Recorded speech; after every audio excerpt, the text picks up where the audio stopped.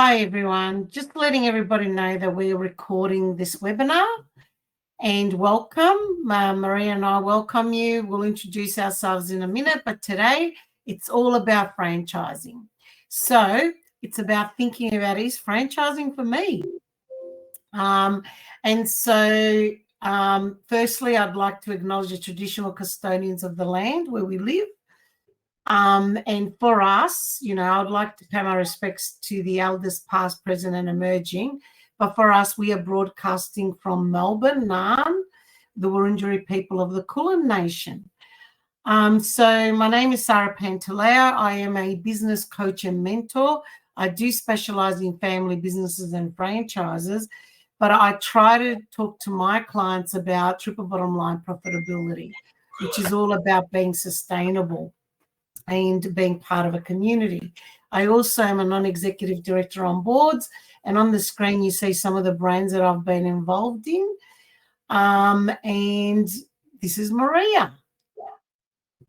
Hello, everybody. Thanks for joining us today. My name is Maria McQuillan. I'm from Consonate Financial Services, and one area of specialty for my business is providing finance broking services for businesses. And I do a fair bit of financing where people are buying franchises. And what Maria has also not said is that she has a lot of years in franchising experience. So what we're going to do today, we're going to go through the presentation, but we're also going to have a bit of a conversation about our joint experience in this space, because Maria has been at a head of ANZ mobile franchising, but she's been involved in a lot of other brands, as you can see. So franchising, what is it? What is this franchising word, right? I mean, that's the technical term. I'm looking at two screens. That's why I'm looking to the right. A method of distributing goods and services.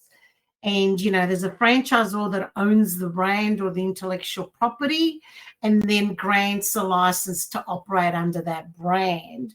And it says for a period of time, but in some franchises also restricts the location. Some franchise systems have site only, some don't have a site, some are mobile, they take all shapes. In actual fact, anything can be franchised, if I think about it, right, Maria? I mean, this is only just some examples. It does not cover the whole spectrum, right? But I mean, the ones that we typically know are the food retail, but there's plenty of other retail brands like that sell hairdressing products or cafes or drive-through cafes or, home maintenance or cleaning services, mortgage brokers. That's one of the brands Maria was involved in, Rams. That's a well-known franchise brand. Anything can be franchised. But where does franchising sit in Australia at the moment? This is actually right hot off the press, because the Franchise Council of Australia did their inaugural State of the Nation report, and I pulled this from their figures. And there's 1,267 franchise systems in Australia and 94,000 individual franchise outlets, or whether they be mobile or bricks and mortar. But the important thing is that franchising employs a lot of Australians. So it's a really, really huge part of our economy, worth about 174 billion. So it's not to be taken lightly. You will get a copy of these slides, and you'll be able to see the actual graph a little bit better. But what you'll see is that retail stores have a big chunk, general services have a huge chunk, and then there's a lot of minor.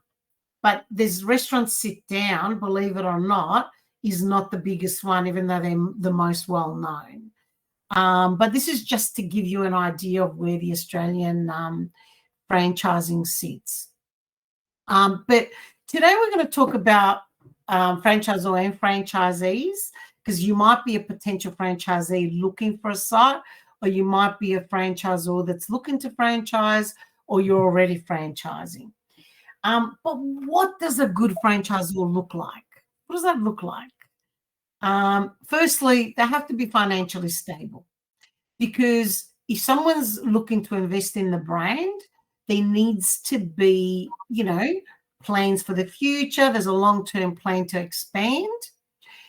If you're a startup or an emerging franchisor, you've got to have a brand model and the strategy, because you've got to have something to sell your prospective franchisees.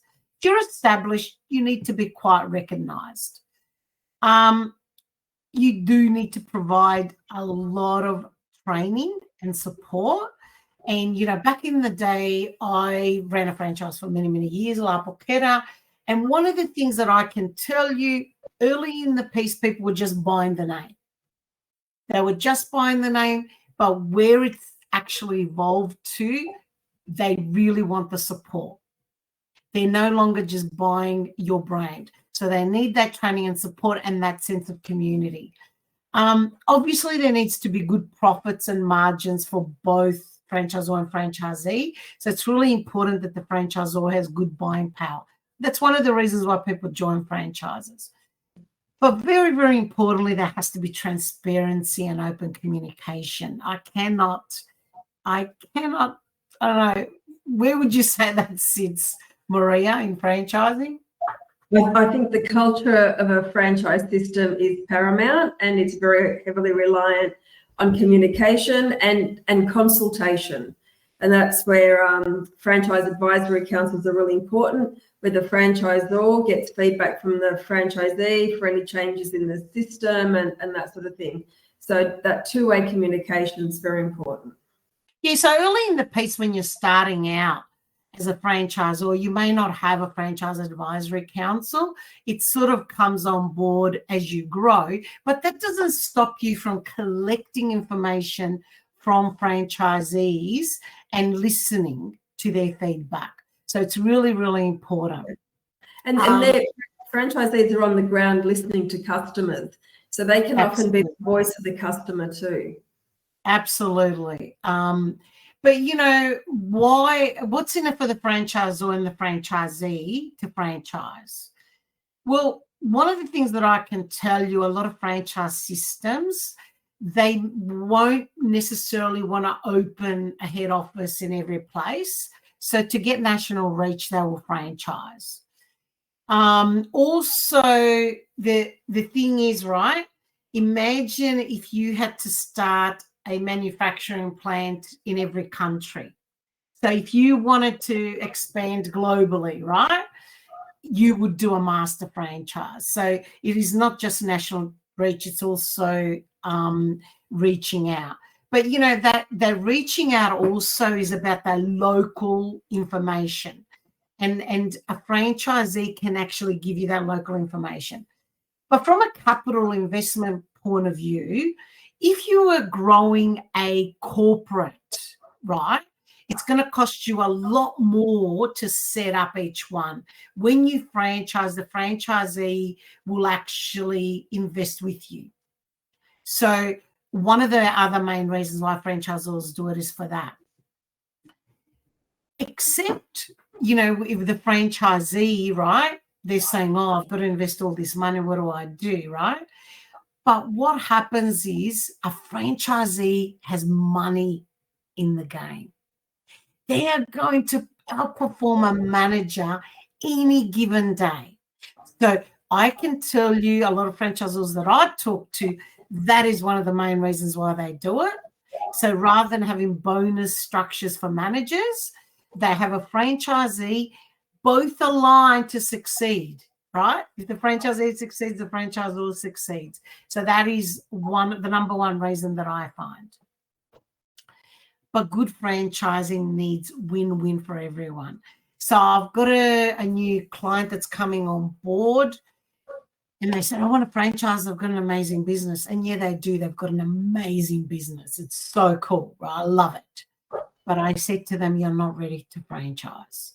We first need to understand your profitability of this business.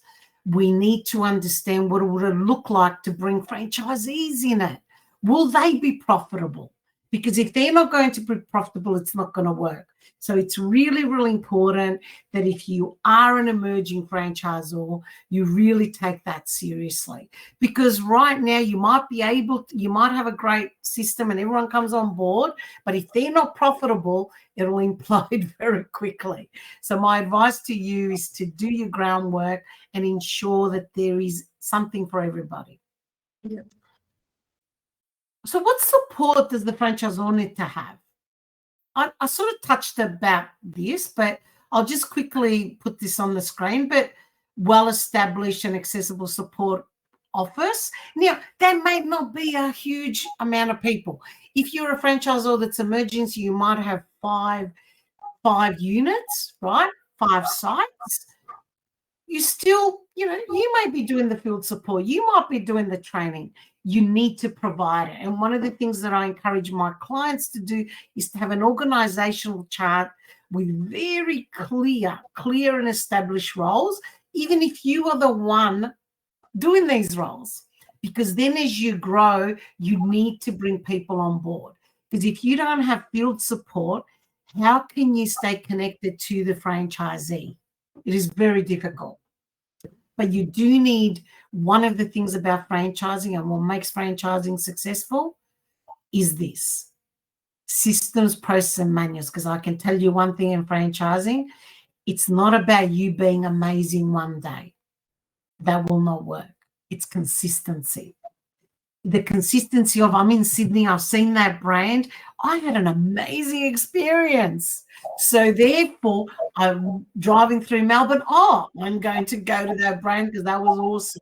But if you are not consistent, it will not get there. And I can tell you that if you don't have a guided systems and processes, you cannot be consistent.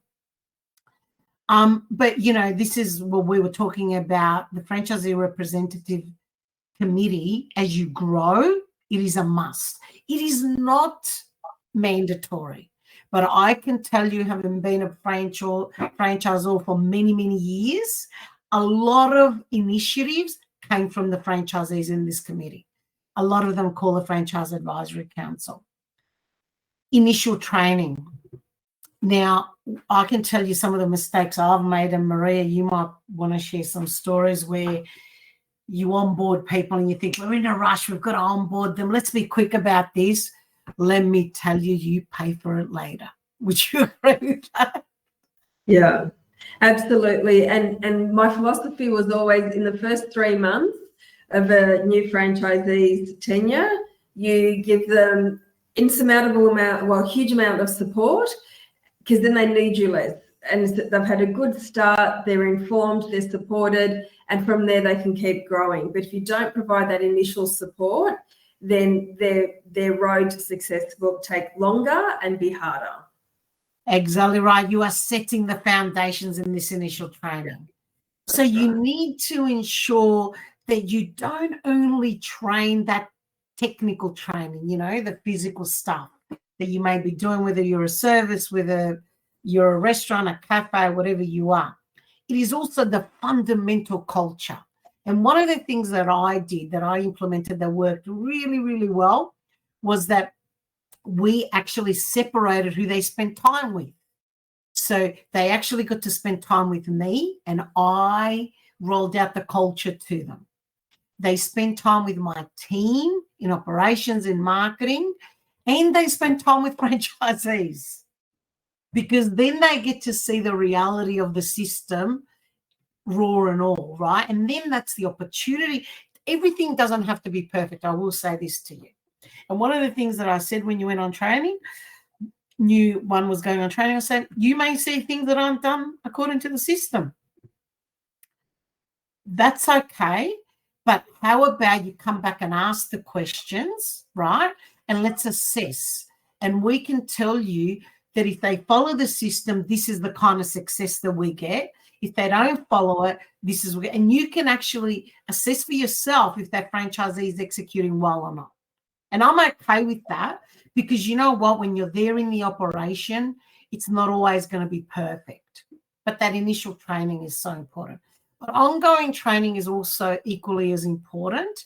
And one of the things that we started doing and I know a lot of other brands are doing, is having your e-learning. Yeah, that's great, your e-learning, but you also need to create opportunities for that physical presence, because in a lot of systems, people will not look at the e-learning. I know we think as a franchisor, we think, oh, that's so easy. Oh, great, I've done it. Tick the box. It does not work, because if it's not being watched, if it's not being done, there's no point you having it on that system. But also the ability to network with other franchisees is really interesting, because I stepped down as CEO of the franchise systems in 2020, very early 2020. So as I stepped down, COVID hit in March. And I actually saw a franchisee recently, and they said, what we miss about you is the connection you created. That made me feel good about myself. But one of the things that I absolutely, my culture when I was in that business, is that we must have an annual conference. We must create local area marketing regional groups so that people can understand how to market the same way. And it is so invaluable for franchisees to get together and bounce things off each other. And we created all of those opportunities in forums, because we had an intranet, but face-to-face, and also webinars so that they could ask questions. But what we used to do also, we always rolled out annually the new wages. So what we made sure that we did, we had one for each area, like we were in New Zealand and Australia, and there might be different things in different states. And we did that hybrid, because we were using Zoom way before COVID, and we were able to then get them to ask questions, and it was very interactive. But, you know, one of the reasons why people get into franchising is they may not want to go in it or have the creativity to it. It's really important that a franchisor is adaptable, is able to understand the client of today and create new ideas to service them.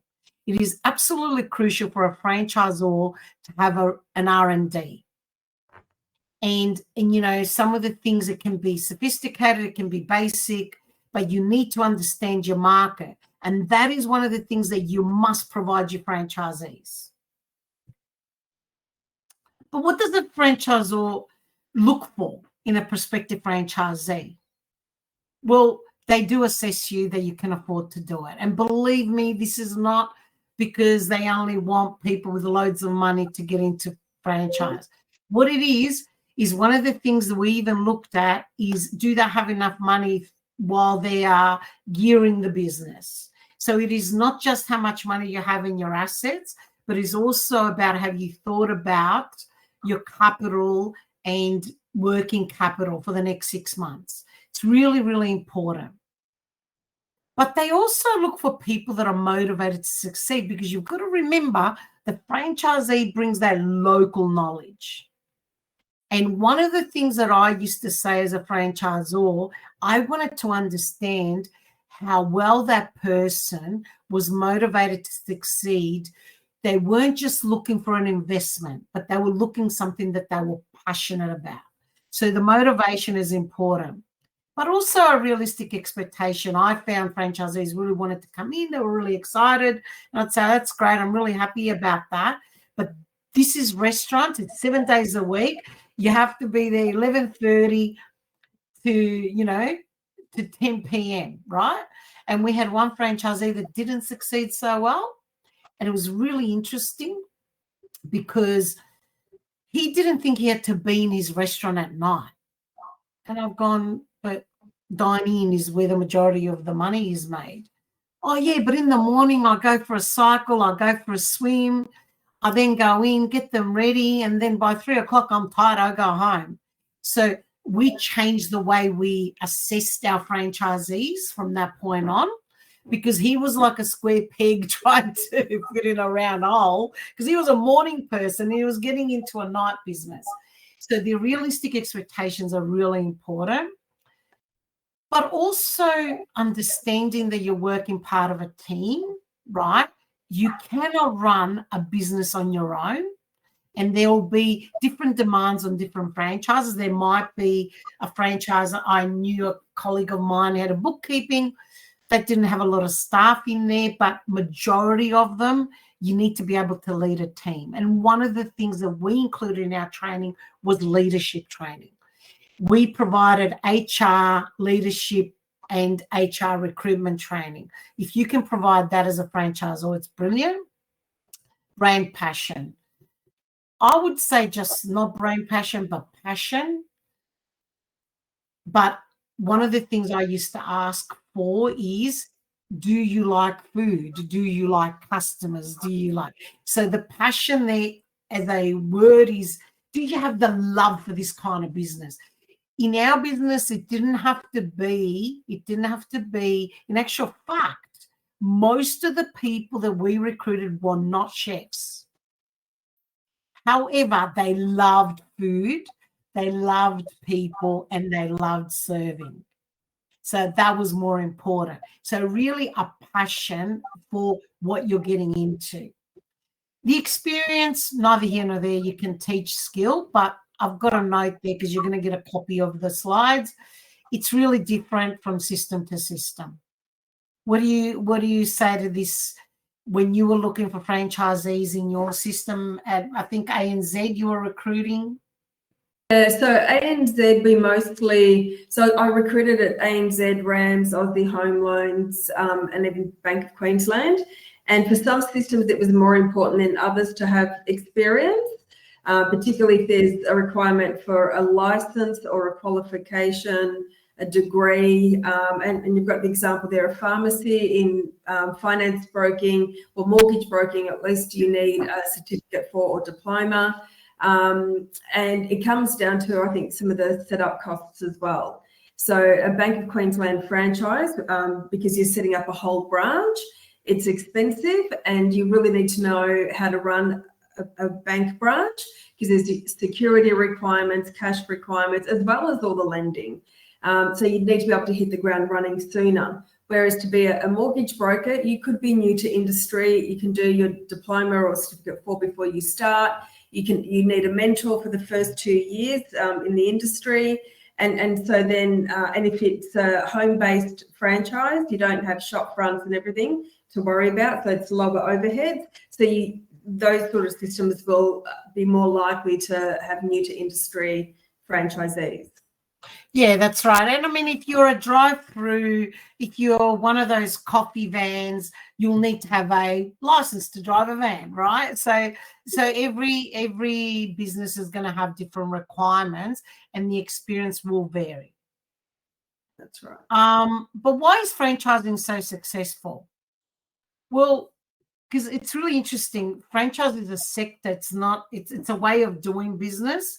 It's not like, oh, we're in manufacturing, because franchising can be anything, right? But the key is to franchising, when it's done really well, everyone's got a common goal.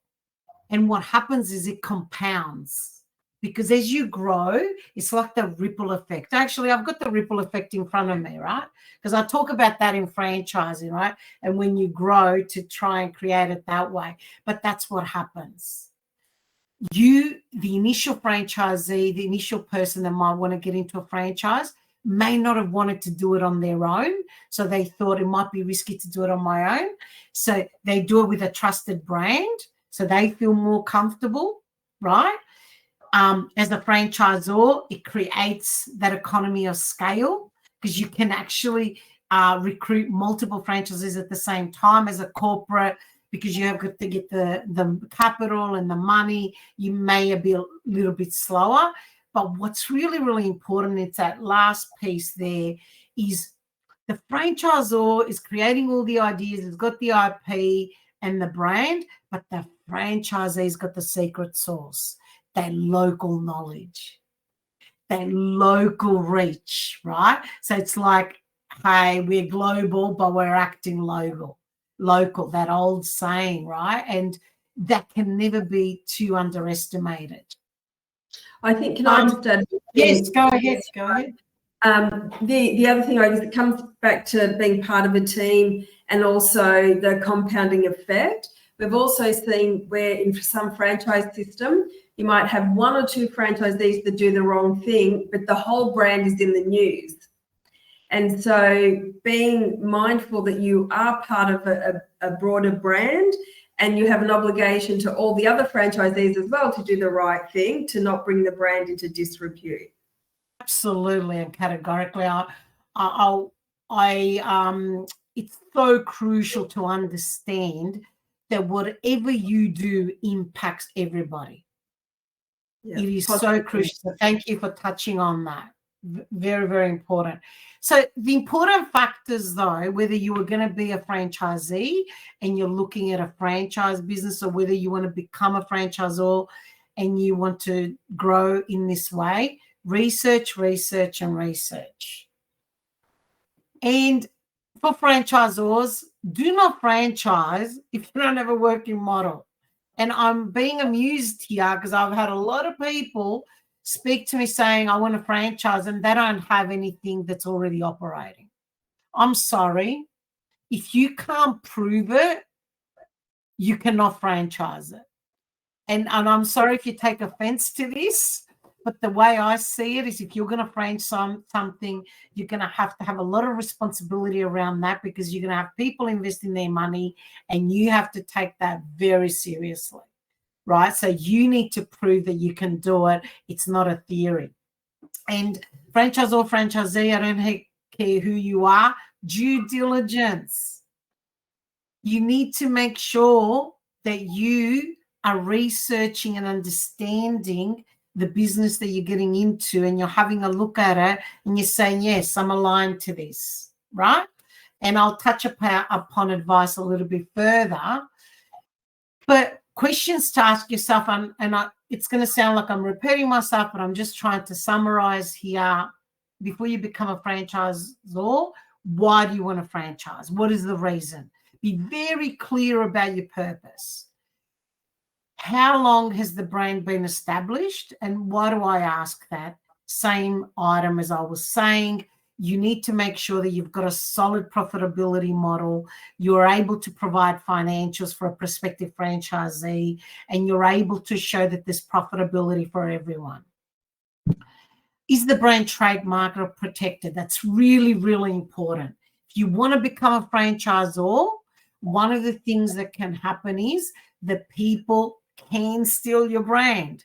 So make sure that you get advice and you trademark your brand. In some cases, you may even patent a product that is very specific to your brand. Are you profitable? Sounds like a simple question, right?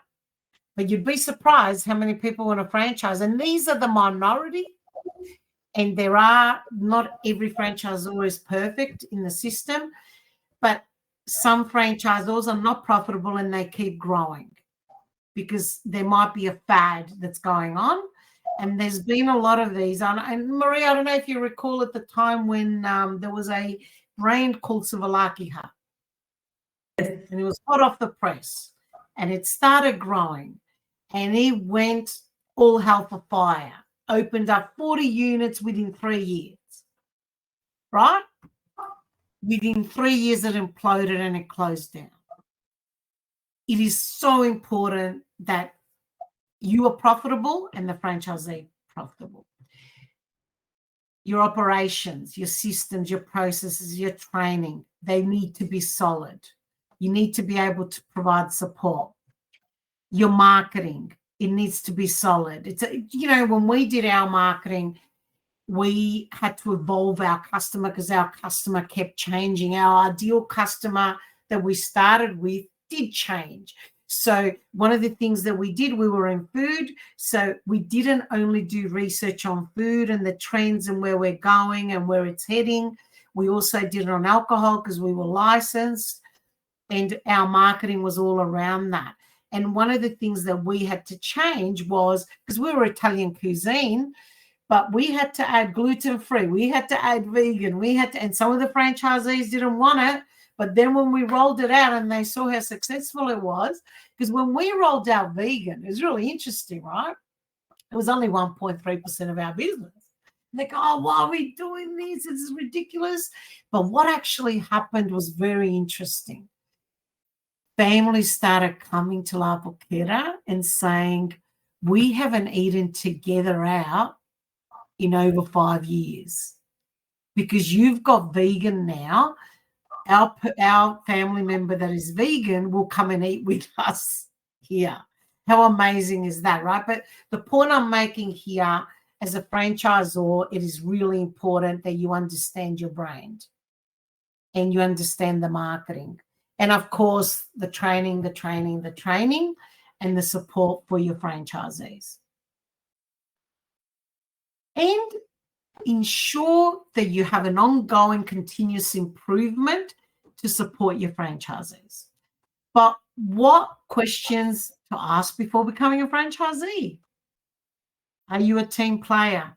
There's going to be times you're going to be doing things along the brand that you may not fully agree with.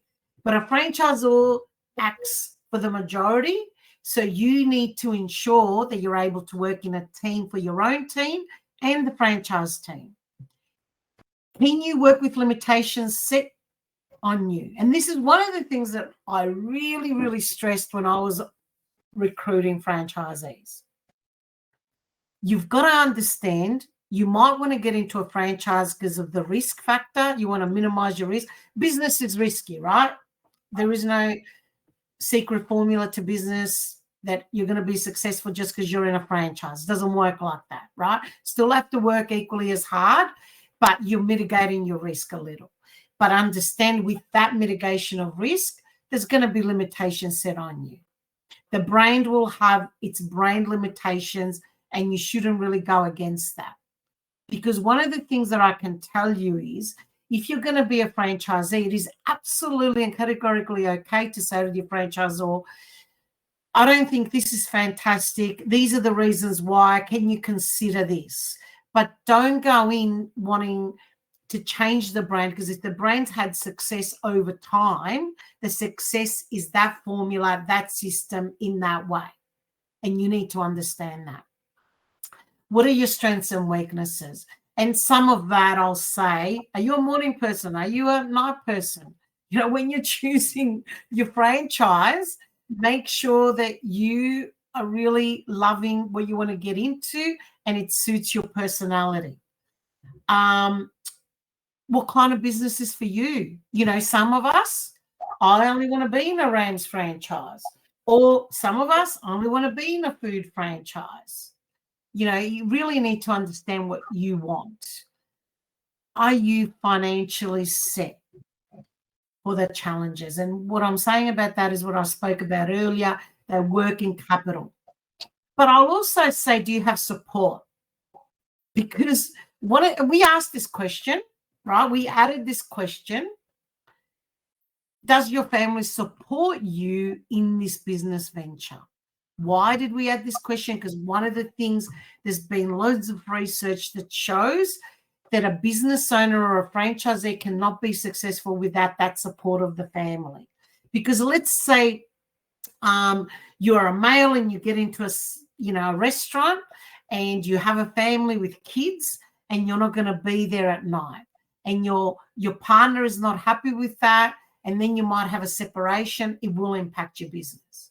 So it is really, really important that you discuss it with your family and you've got the support. And then what kind of lifestyle you're looking for. You know, when they try and sell you that thing, oh, get into a franchise. Don't work 24 hours a week, right? Guess what? Some franchises, long hours, right? So make sure that you choose the brand that is right for your lifestyle. And are your values aligned to the brand? Obviously, this is a no-brainer, but not enough people ask themselves this question. Are you aligned to this brand and the values of this brand? Do not join this brand and say, oh, but I thought it was going to be this. Do your due diligence. It is really, really important. If the leaders, if you don't resonate, if there's a gut feeling, don't do it. It is much easier not to do it. Maria, did you want to add anything to this? I think one thing I'd say after, 15 years of recruiting franchisees is sometimes people want to get into a franchise for the wrong reason. Perhaps they had a 30-year career, they received a redundancy, and they find a franchise. And I had this many times where it was like, but I've got my redundancy check, I just need to be working again. And maybe they're not suited. So you've got to be doing it for the right reason, both financially and lifestyle-wise. And you can't just see it as a solution to my problems for some people, or it'll give me purpose, I'll be part of something again. There are many, there's 1,200 odd franchise systems. There's many different opportunities to choose from. Choose the right one. Yeah, no, that's right. And I had one at one point, and he was analysing he just wanted an investment. And he said, oh, but if I get a newsagent, I mean, newsagents aren't profitable anymore. I'm going back a few years now. If I sell this many, I make this much. And I go, sir, I think you should get a newsagent, because in restaurants, the weather will impact your sales. Anything will impact your sales. So I think it is not guaranteed. So I think, some people are figures and finance, don't go into food. Yeah. That's right. I've also had franchisees buy franchises interstate as an investment, and then something goes wrong, the manager they appointed leaves, and then what do you do? So you've got to consider everything that may occur and what are you willing to do to make that business work. And I have seen this kind of thing implode a couple of times. I've had a franchisee that relocated to another state to start one, and I've had one that had multiple units, some in Victoria and some in Queensland, and honestly, it doesn't work. Yeah. The relocation one, sorry, go ahead. I was going to say, and then there's the reverse side, I guess, where I've seen franchisees who have had support from partners. I did finance for a lady recently who bought a franchise in Queensland, and she lives in Queensland, and she was building up the business. Even through COVID, her business was growing, and her husband now works in the business. So she's grown it to an extent where not only is she in it full-time with staff, but her husband now works in the business. It's become a real family business, and it supports the whole household. And with that support, I guess that the income going into the household has tripled compared to what they were earning before, and it's changed their entire life. Absolutely. And franchising, and one of the things I can tell you, my biggest pleasure of being a franchisor, seeing an 18-year-old that I rejected him as a franchisee. He was an employee of a franchise, and he kept persisting. If he hears, he'll know who he is, right? And he ended up owning 2 sites, still owns them to this day, and has bought the buildings and has grown. Yeah. And, he's now a young man with 2 kids and 1 on the way. So I'm still in touch with him. So I can tell you, franchising, when it works, it's absolutely amazing when you've got that win-win. Absolutely. That's a great story. And leading into that, there's beautiful dovetail. There's no magic formula that makes it work, but the franchisee relationship is number 1 and first and foremost. And I will put this above getting everything right into your particular franchise, because obviously you've got to follow the system. But if the franchisor or franchisee relationship is strained, you will have problems. When it's great, it is amazing, absolutely amazing. But there has to be an ongoing commitment from both parties. Because when I say brand culture and direction, I'll say this. If you're in a brand and the franchisor is marketing to create that brand idea, right? They then come to you and you are not delivering at the same level. You are not delivering the same way. It does not work. So make sure that if you're in the brand, you are aligned and you are committed to that culture. Open communication. There has to be transparent, two-way communication, right? Whether it be with franchisor, franchisee, you as a leader with your team to you. You need to know what's going on with your customers, and you need to have that 360 degree of communication. The ability and the desire to follow a proven system. Do not get into franchising if you want to do your own thing. Do not get into franchising if you want to do your own thing. I cannot underline that enough. Because franchise, yeah, go ahead. I've seen this happen, Sara, where people join a franchise and then they're more preoccupied in telling the franchisor how the franchisor should run the business, and they take their eye off the ball from their own business, and it ends up impacting their own success. So you should, and there are avenues for franchisees to give feedback to the franchisor, and obviously a good franchisor takes that feedback on. So there's ways of influencing and contributing to change and stuff like that. But I've seen with some franchisees, it just becomes almost like an ego or a power struggle with the franchisor of telling them what they're doing wrong. And it just means that, ultimately the franchisee is the one that will suffer in that instance. And that's why you need to be careful at the outset. Absolutely. And, you need to understand you've got to connect with your consumers, right?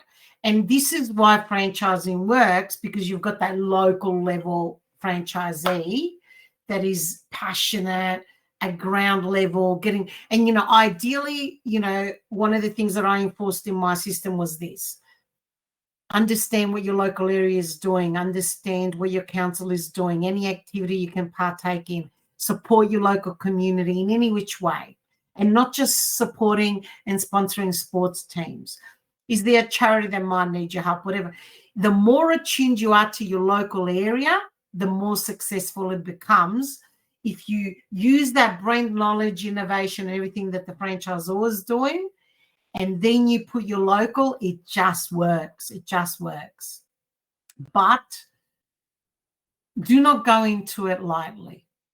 Consult some experts, whether you're a prospective franchisee or franchisor, no difference. Get legal advice, get business advice, get finance advice. And, we've got Maria here.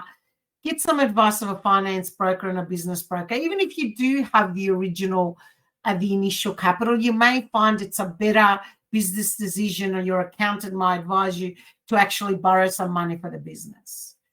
Get some advice, and don't go in there with your eyes closed. Go in there with your eyes open. Some of the important documents, like today, this is for someone looking to get into a franchise or people new to the franchise business. So we're not covering the actual franchise code of conduct, but obviously franchising has a code that the ACCC is the watchdog for that code. And some of the important documents to be compliant: if you're a franchisor or looking to become a franchisor, you need to give an information statement to potential franchisees. And if you're a franchisee make sure that you're getting all this stuff, right? There's a key fact sheet that's only been recently introduced in the last couple of years. There's a disclosure document. Obviously, it's no different to a lease disclosure. It tells you all about the franchisors and what they're all about and whether they are financial. Take your time to read this, because this is pretty much your Bible of what is going to be demanded of you if you're a potential franchisee. Also, there's a mandatory franchise register now that's just been introduced. And obviously, there's the franchise agreement, which is the contract between the two parties. And this is where there is a prescriptive under the code on all the minimum items that need to be there. And I'll give you some websites in the next couple of slides of the links that you can go to. However, inside the franchise agreement, there will be specific obligations between franchisor and franchisee in there, which will include dispute resolution. And as a franchisor, you have to have a franchisee operational manual. So some of the websites that I was talking about, the Franchise Council of Australia is an organisation that you can, as a franchisor or franchisee, join them, and they do a lot of education on franchising. There's the Australian Small Business and Family Enterprise Ombudsman, ASIC, if you're opening a new company, the ACCC being the watchdog, but also the ACCC, I forgot to put the C on the ACCC, apologies, but has a little course, franchising course, that's a link to it. And take your time if it's new, an hour of your time, and do this before you get into franchising. I'm going to now open up for questions and answers. There's a Q&A button or a chat if you want to put some questions in there. But did you want to make some final comments as we wait from some questions, Maria? I think one of the best terms I heard is that franchising is a way of being in business but not being on your own. I think, many of us who are in business do realise that without, you need to build a community around you, and franchising offers that instant community, which is so true. Yeah, so true. And things can go wrong. Like, of course, things can go wrong. But at the same time, the majority of it is great. Yeah. And the thing is, if you do your due diligence, you're more likely to pick up a franchisor that may not really be there for your best interest.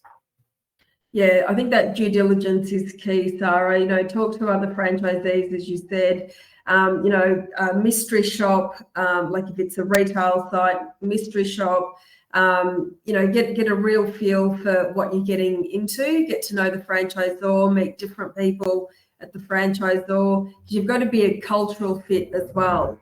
If work-life balance is really important to you, but you're going into a franchise system where it's a more aggressive sales environment, then think about whether it's for you. If it's mandatory that you work certain hours, open a shop at certain time compared to being able to work flexible hours, you've got to work out what's right for you.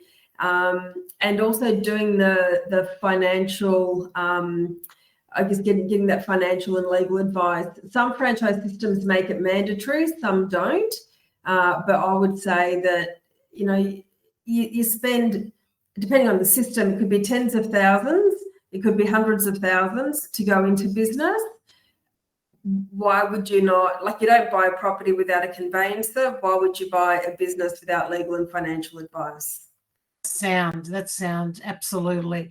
And the other thing as well on that, one of the things that was very frustrating for me to watch is that some of the franchisees that were coming in the system were using their local lawyer.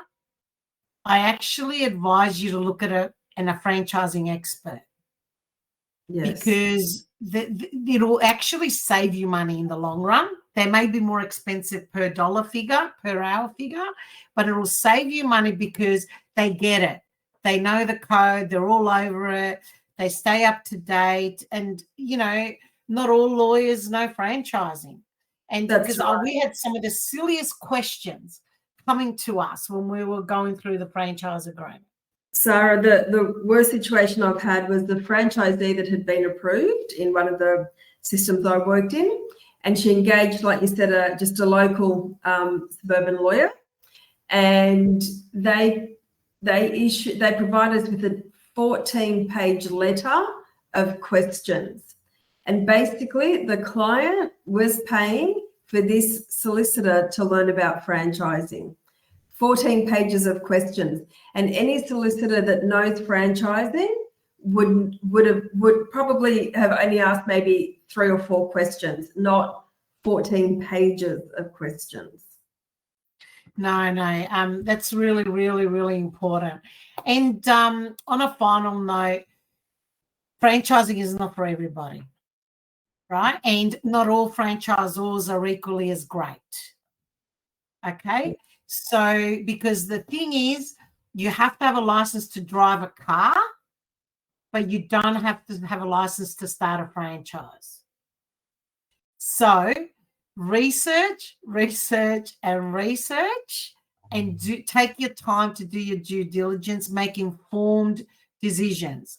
But when franchising works, which is the majority of the time and the majority of the systems, right, it is so great. And like Maria said, I've seen this happen time and time again. You get your income, you can set your family up, and you can actually balance your work-life balance or work-life flow, whatever you call it, according to you when you own your own business. I'm pretty passionate about that. You know, franchising might be the only way some people get into business. There's all different types of investment levels. I just urge you to have a look, don't rush into it, and do your research. And thank you very much for your time today. I'm going to let you leave early because we don't have any questions. That means we've either done an awesome job. Of course we have. So thank you very much for attending today. I really appreciate your time. Have an awesome day. Thanks, everyone. Bye. Bye.